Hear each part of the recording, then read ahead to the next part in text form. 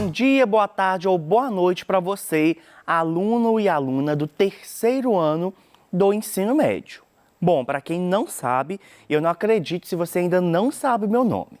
Mas, mesmo se você não souber, eu vou falar. Meu nome é Magno Andrade, eu sou professor de língua portuguesa e hoje estaremos trabalhando com conteúdos relativos ao PET 2. Na verdade, gente, este conteúdo que a gente vai trabalhar aqui hoje, ele é relativo a qualquer PET e a qualquer coisa das nossas vidas. Nossa, professor, que drama todo por causa de um tema. Mas é verdade, gente. O que nós vamos discutir e falar aqui hoje é sobre algo que você vai levar para a sua vida inteira e que você já faz ao longo do seu dia a dia e às vezes nem percebe. O que é então, professor? Fala logo. É o que, gente? A interpretação de textos. Você interpreta textos durante todo o seu dia. Quando você lê uma mensagem recebida no seu WhatsApp e você reconhece aquilo que aquela pessoa está dizendo, você entende aquilo que aquela pessoa está dizendo e responde, você interpretou um texto. Isso é interpretação de texto. Quando você lê uma informação, por exemplo, você vai na sua escola entregar o seu PET. Lá no portal tem informação que a secretaria estará aberta no dia tal, na hora tal, a partir daquele momento e que você deve programar a sua ida lá acessando o WhatsApp da escola ou site para poder marcar um horário. Se você entende essa informação, você está interpretando o texto. Portanto, a interpretação de texto, como eu disse, não foi drama, ela faz parte já da sua vida e fará parte durante toda a sua existência, tá bom? Bom, vamos ver então, vamos entrar de fato nessa aula de hoje, tá bom? Na aula de hoje, então, nós iremos considerar os contextos de produção, circulação e recepção de textos, reconhecer o gênero de um texto a partir de seu contexto de produção, circulação e recepção, e reconhecer o objetivo comunicativo, a finalidade ou função sociocomunicativa de um texto ou gênero textual. Beleza? Vamos começar então com a interpretação de textos, tá?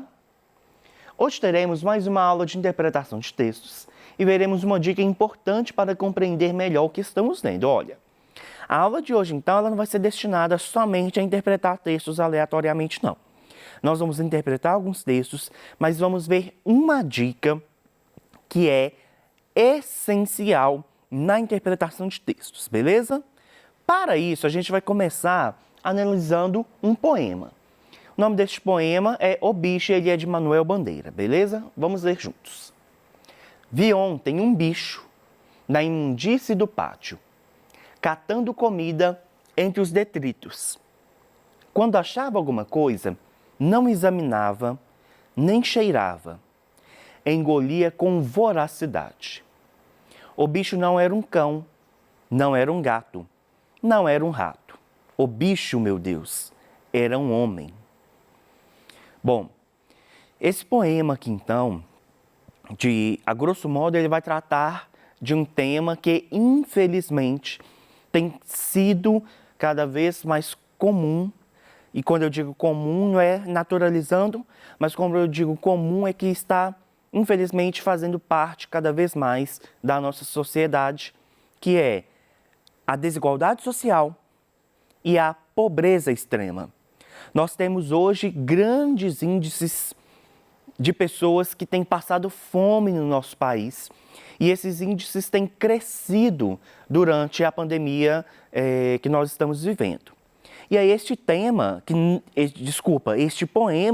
que foi escrito há muito tempo, olha só a data deste poema, 1947, ele ainda retrata uma realidade vivida no nosso país. Vamos ver então a análise, vamos analisar e interpretar esse poema, tá bom?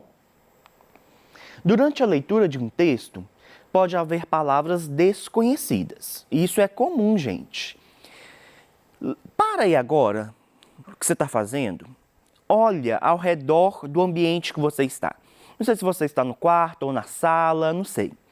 Mas olhe ao redor e comece a dizer, a falar as palavras dos objetos, das coisas que você está vendo aí perto de você. Só aí perto de você, você deve conseguir falar, pelo menos em questão de 1 minuto ou menos, 10 ou 15 palavras. Se dentro de um ambiente curto, de um ambiente pequeno, e dentro de um tempo também tão pequenininho, você consegue dizer tantas palavras, imagina a quantidade de palavras que existe no mundo. Uma quantidade infinita, a gente não consegue nem contar quantas palavras existem. E é claro, gente, que é comum você não saber o significado de muitas dessas palavras. Alguns alunos perguntam assim para mim: professor, o que significa tal coisa? Eu falo, não sei. E aí os alunos ficam espantados. Mas, assim como você não tem acesso a todas as palavras e a todos os significados e pode ter algumas dúvidas, eu também. Porque eu também e os seus professores aí de língua portuguesa também somos limitados e também estamos aprendendo cada dia mais, não é? Portanto, a palavra voracidade, por exemplo, pode não ser do uso cotidiano de muitas pessoas. Você sabe o que é a palavra, o que significa a palavra voracidade? Muitas pessoas não sabem o que significa. Portanto, uma boa ferramenta para nos ajudar a entender a totalidade do texto e suas palavras é o dicionário.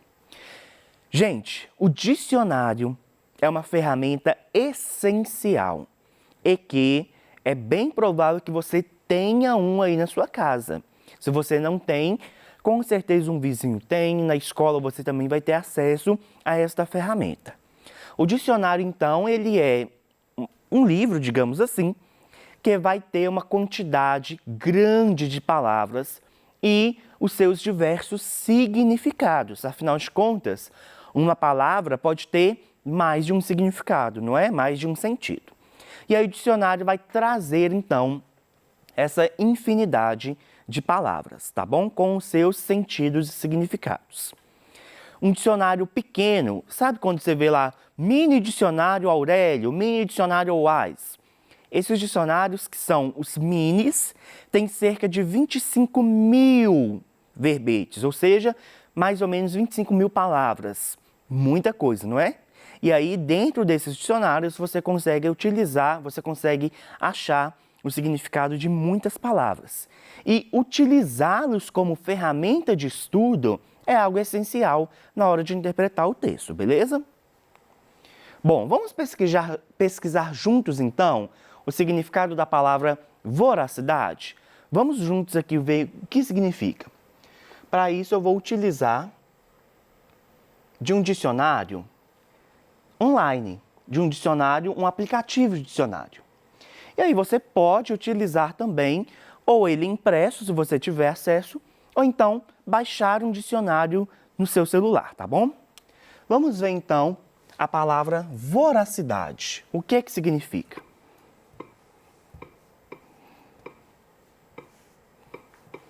Voracidade já apareceu aqui para mim. Qualidade de voraz. Professor, beleza, mas eu não sei o que é voraz, então, para mim não fez muita diferença utilizar esse dicionário. Não tem problema, a gente está com o dicionário em mãos, a gente pode vir aqui e procurar o significado da palavra voraz. Vamos lá juntos. Voraz, apareceu aqui para mim também. Aí sim, olha aí. Voraz, que devora, que come com avidez, que não se farta, que arruína, que aniquila, muito ambicioso. Substantivo abstrato sintético, voracíssimo. Vejam bem, então, que interessante o significado da palavra voraz. Aí sim, quando a gente conhece o significado de voraz, a gente vai conseguir entender o que é uma qualidade de voraz, que é o que nós vimos lá no significado da palavra voracidade. Vamos voltar ao texto então, ó. Antes disso, guarda aí, que devora, que come com avidez, que não se farta. A gente vai pegar essas 3 primeiras entradas para poder voltar na leitura do poema e entender melhor, então, o que o poeta quis dizer, tá bom? Bom, lá no poema, vamos voltar aqui um pouquinho, fala que engolia com voracidade. Olha só então, gente. Quando o poeta fala engolia com voracidade, a partir da busca que nós fizemos juntos aqui, quer dizer então que ele engolia e não se saciava, que ele devorava tudo aquilo ali que ele estava vendo na frente. Viram como que uma simples pesquisa no dicionário pode abrir a nossa mente e fazer com que a gente interprete melhor ainda um texto? Guarda então essa dica aí. Sempre que precisar, recorra ao dicionário e descubra o significado daquela palavra, tá bom? Vamos continuar então. Bom, aqui eu tenho uma pergunta sobre o poema que a gente leu, tá? Sobre o texto de Manuel Bandeira, é correto afirmar que A. É um texto literário, uma vez que se trata de um poema. Usa a linguagem de forma figurada e criativa. Não é um texto literário, pois o que é tratado nele acontece na nossa realidade. Não é um texto literário, porque utiliza a linguagem de forma objetiva e simples. E letra D. Apesar de ser escrito em versos, esse texto não é um poema, tendo em vista não apresentar rimas. Bom, vamos por lá por eliminação. Primeiro, o fato de não ter rimas não tira a qualidade daquele poema ser um poema. Portanto, a letra D a gente já pode eliminar. Não é um texto literário. Vou parar por aqui, porque aquele poema é sim um texto literário. Ele faz parte do gênero literário, poema, e ele traz sim a questão da literatura, tá bom? Então, letra C também de jeito nenhum. Se eu excluir a letra C, automaticamente eu vou excluir a letra B, porque, como eu disse, essa afirmativa de que não é um texto literário não cola, tá? Portanto, nos sobra somente a letra A. É um texto literário, uma vez que se trata de um poema, isso mesmo, e usa a linguagem de forma figurada e criativa. Tranquilo, gente? Vamos continuar então. Sobre o texto ainda de Manuel Bandeira, assinale a única opção correta. A revolta sobre como os bichos são tratados na cidade é um tema deste texto. O texto fala da surpresa a respeito do comportamento mal educado de um homem que comia como um animal. C. Há no texto expressão de forte indignação frente à condição subhumana de vida de uma pessoa que se alimentava de restos retirados do lixo. E letra D. Existe um tom de preconceito do autor em achar que as pessoas pobres são bichos. Vamos ver a resposta para a gente poder analisar. Claro, letra C, alternativa C. Por que alternativa C? A A fala que a revolta sobre como os bichos são tratados na cidade é um tema deste texto. Não, gente. O texto tem o nome de bicho, o texto cita alguns animais, mas não fala da forma como os animais são tratados. O foco aqui não são os animais em si, não é mesmo? B. O texto fala da surpresa a respeito do comportamento mal educado. Não é isso que o autor está querendo dizer. E D. Existe um tom de preconceito? Também não.